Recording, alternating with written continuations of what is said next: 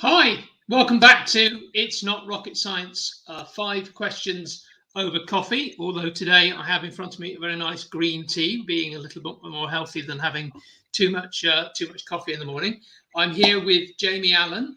Jamie Allan, welcome to the podcast. I'm looking forward to this conversation very much. Jamie is a CRM specialist and has been a CRM specialist for. I'll let Jamie decide if he wants to say how many years it's been. He's been a CRM specialist. Let's just say it's more years than I want to accredit him with. But I think he's more than happy to answer any CRM questions. So, Jamie, welcome to It's Not Rocket Science, 5 questions over coffee. Really looking forward to the conversation.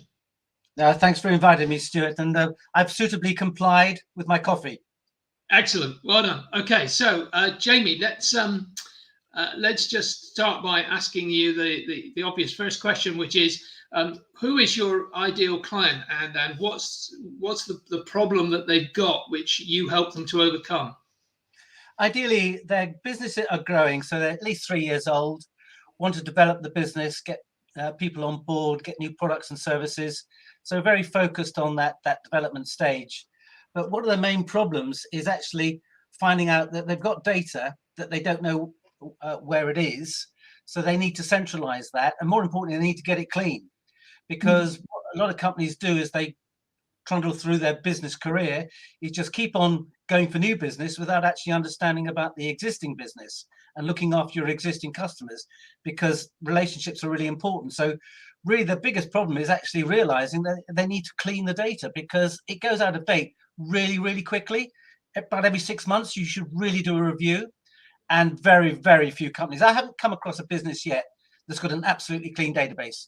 It's at best okay, which is no good, because it's the old 80-20 rule. 80% of your business comes from 20% of your customers. So make sure at least that 20% is right. And that's where you build the relationships. And really, it's interesting you say that, because regulators are getting more and more firm at the moment with the idea of making sure that you're not just contacting people unnecessarily. The GDPR, the even in California, they're now getting very firm on this. So we've really got to be much more careful about how many emails and contacts we make with people, which are just inappropriate, haven't we? Yeah, oh, very much so. The ICO started off going for the larger companies, but they're really powering down now on the SMEs. I mean, they sent out an email to all SMEs saying, "Are you registered?" It only costs 40 quid a year, but if you're not registered and you store data about people's personal details, you are subject to putting yourself in a very difficult position when it comes to being fined for breach. So yeah, the whole GDPR process is becoming very much more strong so far as the ICO is concerned. Sorry, I interrupted you. I think you were going to go on and say a second problem.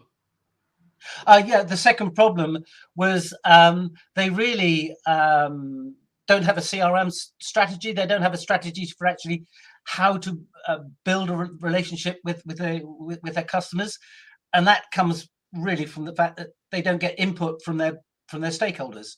So they buy a CRM, put it in the system, and make it work. Whereas really, you've got to plan the workflow about how everybody wants to use the system, so the data gets put onto the system and managed properly. Because if you've got duff data going in, you've obviously got duff data going out, which means the reports are useless. So your CRM's never going to work. And I've been into many organizations, and they've said, look, what we've got just isn't working. Can you make it work? Or should we start again? So we do that whole process of, well, what have you spent? What's the investment? If we do this, what's the return on investment on a new project? So we have to go through that phase, but more often than not, we go back to the basics. We start small and keep it simple. If you keep it simple, people can then build and see value as they work through the business and develop those relationships. So you then got a centralized CRM, which is not siloed. So all your data, once cleaned, is centralized. So no sales, marketing, admin, accounts. Everybody looks at the CRM, because the customer is everybody's responsibility. So everybody needs access. So that's really the second part of it. Keep it simple, grow as the business needs it. So don't have all the bells and whistles, which obviously a lot of the online businesses, they have to offer all the options because they have to be a one for all. But what I'm trying to do is say, look, tell me what you want, what's your workflow, and then make the business have a CRM that actually works for the business. Terrific. Jamie, what are the common mistakes that people make then when they're trying to solve those problems without any sort of help? Well, they try and do it themselves. I mean, once they do realize and accept that they may have an issue, they try to do it themselves. But again, you've heard the stories of companies just sending out emails willy-nilly. Oh, you know, we've got this fantastic product. You were with us a few years ago. Would you like? And what they're doing, they think they've got it right, but actually, when you try and clean a database like that and you haven't been in touch, you really need to actually, first of all, say something like, you used to do business with us.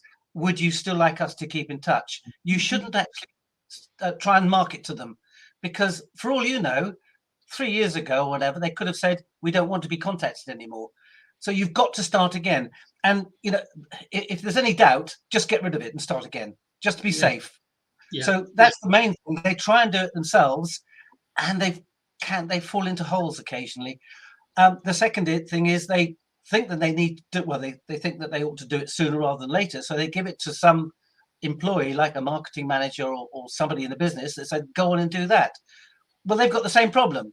So it's passing the buck almost. So you've got to actually, if you're going to do it yourself, you've got to actually do your research and then get onto it and do it properly. And it takes time. Yeah, brilliant. So what's that valuable free action or valuable free resource that the audience can implement that will help them solve that problem? Well, there's so much research out there. All you need to do is punch into the URL, free data cleansing or data cleansing services, and a number of opportunities will pop up. I mean, I think you've got a link on the program now, but if you go to something like data cleaning tools, you've got a plethora of options that you can tag onto, where you can get some ideas as to how to do it for yourself. I mean, there are companies out there that will do it up to a certain amount of time for nothing, just to give you an idea of this is what it could look like. We will do a sample. I mean, I work with a business that we do samples of this is what the data will look like. And then if you want to clean the rest of the data, then obviously we'll do you a quote. But there are free data cleansing tools out there. But again, you've got to learn how to use them. So you've got to invest the time. So it's this balance of, do I invest the time or do I actually do a horses for courses? They're good at what they're doing. I'm good at doing what I'm doing. Why don't we just share the resource? I completely agree with you, Jamie. I'm so frustrated by so many business owners, even very serious large business owners, who so often attempt to do things, as I call it, using the path of least assistance. They'll turn around and say, well, that's something we can do. And often I turn around to them and say, it would be cheaper, quicker, and easier to just employ an expert who does nothing but this. Because frankly, even if you have bought the time and effort to learn how to do it yourself, they'll do it better. They'll do it so much easier than trying to sort of learn how to do so much of this yourself. It's so much easier to just get an expert and say, just make that happen for me, please, and then walk away confident that it's going to happen. Well, you're right, because again, data is a real asset. A lot of companies think data is a whole lot of numbers and words on a page. It's actually what your business is all about. It's your customers. It's the value that your business will deliver for you. So why don't you just get it done right, talk to the right people at the right time, and help everybody get more business as a result? It's not rocket science. I mean, this is really what the process is. It's keeping it simple, get it right, talk to the right people. Brilliant. Love it. So what's the concept or book that's been most impactful in your experience that you want to pass on? Well, two areas. First of all, a book and then a program. But the book that has been quite influential. It's a recent book written by a man called Zvi Band, Zviband. And his book was called Success in Your Sphere. And what this does is it leverages the power of the relationship so you can achieve your business goals. So the focus is on the customer journey, effectively, what you do from start to finish. And he's got an acronym called CAPITAL. And I don't know if you picked up the notes that I sent you, but essentially the capital is the C is the consistent execution. So you need to be able to develop good habits and stronger customer relationships. So you need to have the right customers at the right level. And then the aggregate, you need to actually then, if you like, curate the database of who your professional contacts and at what level they're at. And then you prioritize. So you order that database, you investigate, which is the I. So you collect intelligence. I mean, the whole thing about a CRM is to collect the soft aspects, you know, the birthday dates, the children's names, the dogs' names, so that you can go back to them, and then you have this empathy with this emotional capacity. I mean, another book actually links to this, which is The Power of Persuasion by Robert Cialdini. He talks about the law of reciprocity, and you know, if you give, or if you take the time to learn about others, it will be astounded, and then that relationship gets stronger, because the know, like, trust in a relationship is really important. You can't get to doing except this without, in the first place, liking them and then trusting them. It's when you get to the trust, and as I say, the Zavi Ban book, it's all about getting through that process and building that strong relationship. So the T is timely engagement. Then you add value, then you leverage the process, and you're constantly doing this with your contacts. So that's the power of the book. I'll make sure that acronym of that goes into the notes, Jamie, because I think that's some valuable stuff to try and remember there. Jamie, my final question to you, and this is my get out of jail free card. I'm happy to admit it. So, what's the question that I should have asked you today that I haven't? And please bear in mind that, having told us what the question is, please answer it. Otherwise, you'll leave us hanging, waiting for part 2 of the podcast. Well, how do I keep customers at my tasks and my leads and maximize sales opportunities? It's a straight question, and you do that by making sure the data is out there and it's clean, because without data, there's no business. If you understand your data, you can get more out of it. And really, it's about looking at what you've already got, maximizing what you've already got. So it's actually the way we came in. It's looking at that 80-20. 80% of your customers will deliver 80% of your business. Jamie, and really important to profile your business. And you do that through a centralized. Sorry, you broke up for a minute. Just carry on. Go on.